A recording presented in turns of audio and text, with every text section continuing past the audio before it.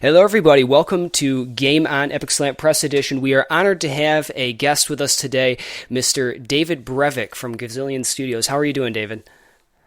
I'm doing well, thank you. Thank you so much for joining us. I know you've had an exciting week with Marvel Heroes coming out, and a lot of people are interested to know about that. Also with us today is my co-host, as always, Mr. Adam Trzyntkowski. Hi, Adam. Hi, Chris. How you doing? I'm doing wonderful. Now, David, why don't you start telling us a little bit about what is Marvel Heroes and just give us kind of like the elevator pitch, I guess, for people that haven't heard of it, the few. Sure. Marvel Heroes is an action RPG plus an MMO, so it's very much like Diablo 2. My background, I made Diablo and Diablo 2, and so it's very much like Diablo 2 in that it's an action role-playing game, but imagine that there are 50 people running around the same area fighting at the same time, and they're all the Marvel superheroes, and that's kind of the game in a nutshell. Okay, wonderful. So in terms of, I guess, we've seen some of your history. You're very well known for the Diablos and the action RPGs. What makes it stand out? You mentioned the MMO elements. What specifically there, I guess? Right. There's a whole bunch of MMO features, and we'll be adding them as we are now live, and we'll be continually updating the game. But we have a lot of it is the social aspects of the MMO. The fact that you run around and auto group with people and get into areas, and there's, like I said, 50 people running around, kind of doing their own thing. Sometimes there are events that people can collaborate and have this dynamic social interaction where people can come in and work together to defeat a boss or to complete a quest. So it has kind of this feeling of you're in the world with a whole bunch of other people, a whole bunch of other superheroes working together. And then we also have instanced areas that's mainly smaller group things, maybe just by yourself. And then we also have areas like a town, which has lots of people running around. You can do a bunch of trading and things like that. All right, wonderful. Now, the game just came out. Launch weeks tend to be really hectic affairs. I know a lot of people that, maybe aren't familiar with the industry. They're not really, they don't understand, I guess, the kind of load the servers come under. How did you guys handle that? I mean, and I know there's been some turbulence for some people, and you guys have responded. So, for folks out there, like, how did it go for you? How are you feeling now? Now we're feeling pretty good.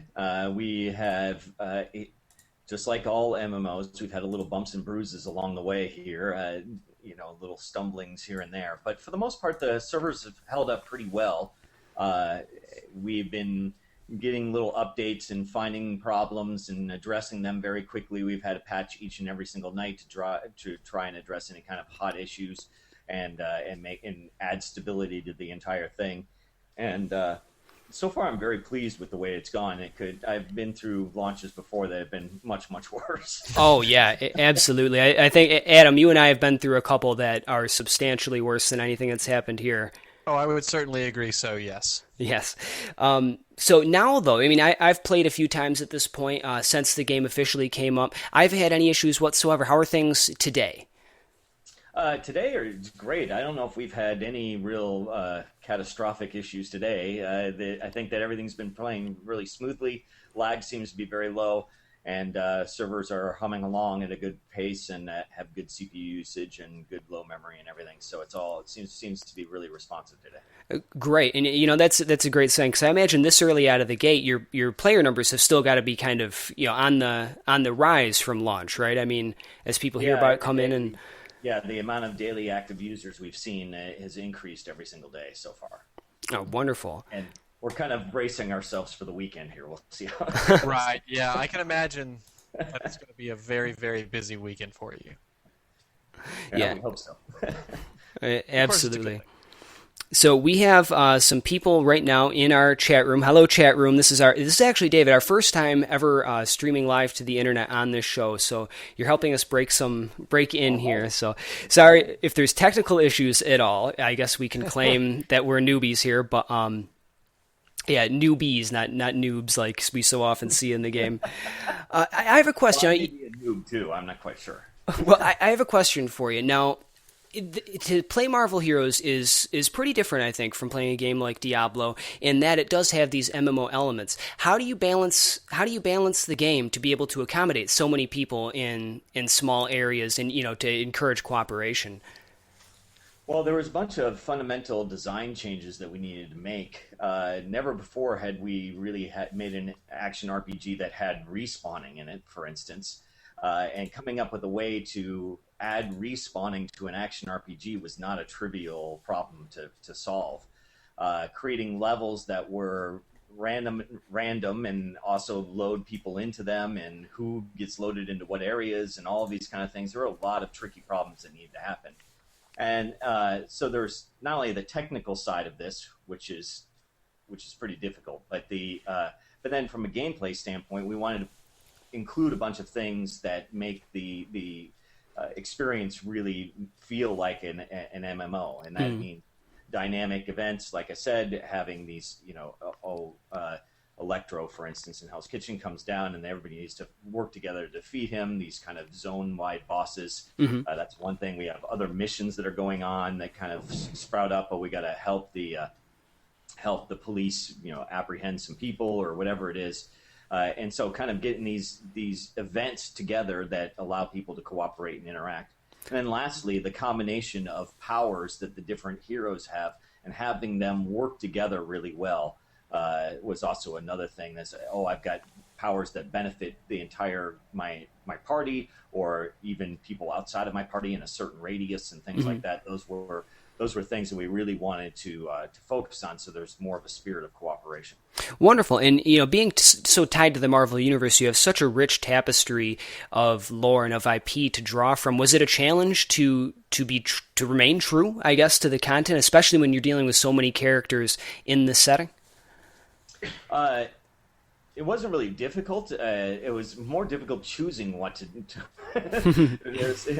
There's so much in the IP. There are 8,000 characters, and there are all of these 50 years of history to deal with, and so many stories, and many relationships, and many locations, fantasy and real, and many events, and trying to kind of distill those down into something that could be made into a game was kind of a big task. And visiting places both real and fantasy, and trying to have the relationships between the different heroes, make that part of the story, and all this kind of stuff. It was all very difficult, but we had a lot of help. We had Brian Michael Bendis wrote this story. He's a famous comic book writer, and so Wonderful. that helped a lot. And Marvel's been very, very involved with the project from the very beginning. They have helped out a lot. They made lots of introductions to Marvel artists and voiceover talent, and Brian Michael Bendis, and et cetera, and given us feedback on lore and situations and all sorts of things, and as well as given us a lot of even assets. For instance, the Iron Man movies, they actually sent from the visual effects company, they sent the 3D models over to us. Oh, wow. All right. The movies to just put directly into the game. So we worked very closely with them to try and make this as a genuine Marvel product as possible. Wonderful. And I think that feeling really translates through, especially playing the different characters. Yeah, it's great to hear about Marvel too, because I've heard different things about different studios, really trying to keep a tight grasp, but a lot of times that's not correct. Not a lot of times, but I guess in some cases studios can get really uptight about what other people do with their lore in terms of these video games. But I mean, that's just wonderful to hear. Now, I guess for your model, you did have to hold back a couple of the playable characters. Do you have any updates on what might be coming in the near pipeline in terms of content updates? Yeah, we thought that we were going to be able to release Human Torch on the launch date, that he would be ready, but he was not quite ready, and so he was one of them that we've held back. We've also announced other ones in the past that didn't make it, but really have been not really in scope for a while. But those will be coming. I think that we've announced, besides Human Torch, we've announced Emma Frost and Luke Cage and Nova and Squirrel Girl. The other one. That's it. All right. So Squirrel Girl, special abilities on Squirrel Girl. What's going to come our way with her? Well, they're still kind of undesigned, a lot of them, but squirrels will be involved. Squirrels, acorn toss. Dude, that just sounds like a lot of fun. And it takes me right back to playing Marvel games as a kid. And I think you've really done an excellent job at keeping the core of the feeling of these games intact. In terms of like what players are telling you, I mean, is anything standing out for how players are receiving certain elements or things that they would like to see evolve or change in the future? Sure, yeah, there's been all sorts of things. We're very involved with our community. We like to try and be as involved as possible because we want to help make a great game that everybody wants to enjoy. And so we listen very carefully to them and weigh a lot of their feedback very. We talk about it all day, pretty much, and so there are definitely things that we've gotten feedback on that we would like to improve. We're going to be working on some more end game activities and enhancing PvP and a few things like that, as well as simple things. Maybe they have a particular suggestion for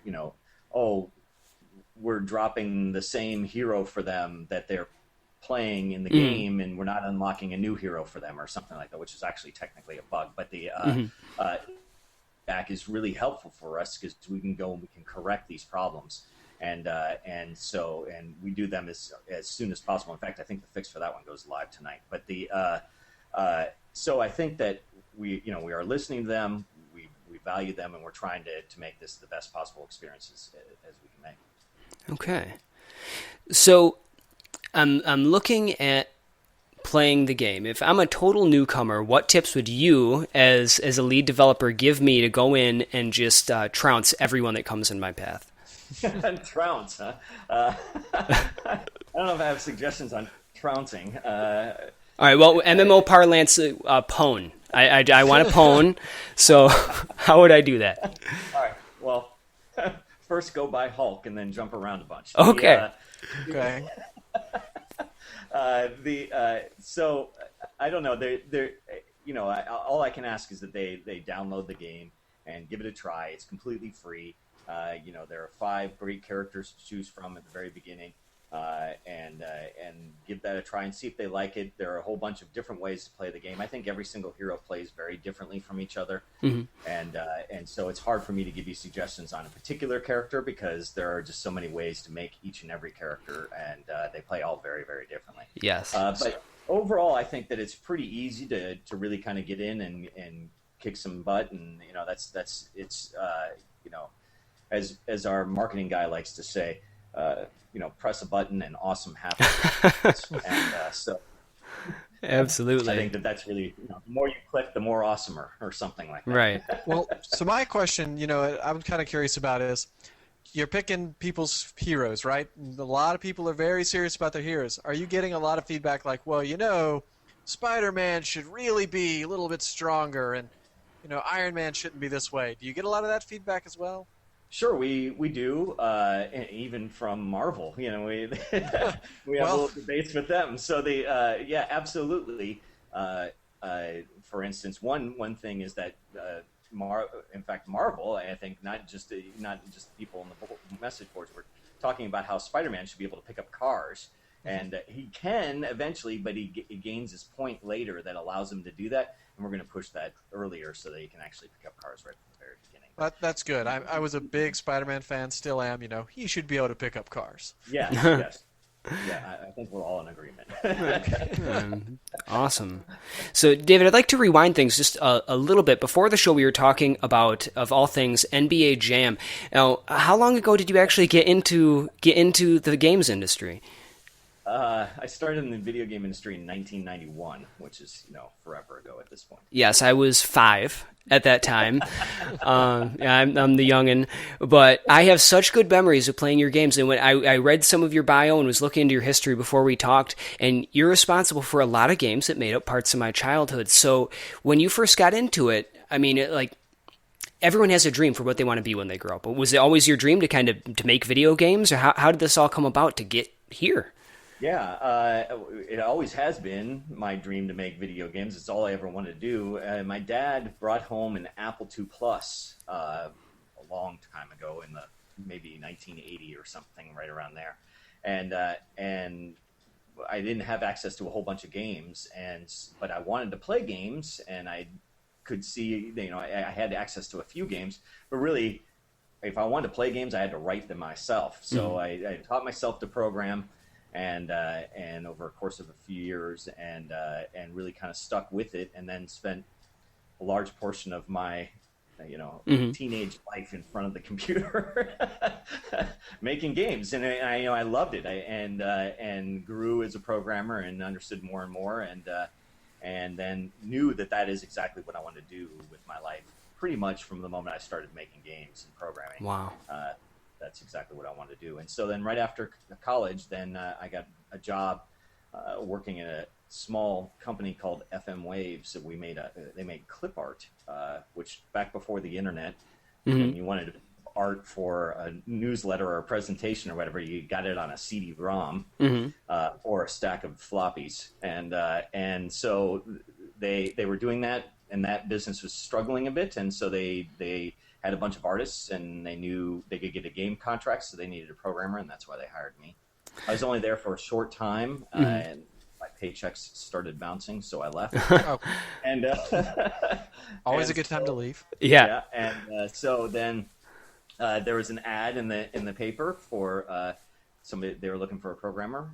This new company, and so I went there. It was Iguana Entertainment, and I started there and made the first project I made was a football game called Super High Impact Football, and that was actually the first project that I ever published. That was my first complete game. Is for the Sega Genesis, and then made a bunch of games, and eventually,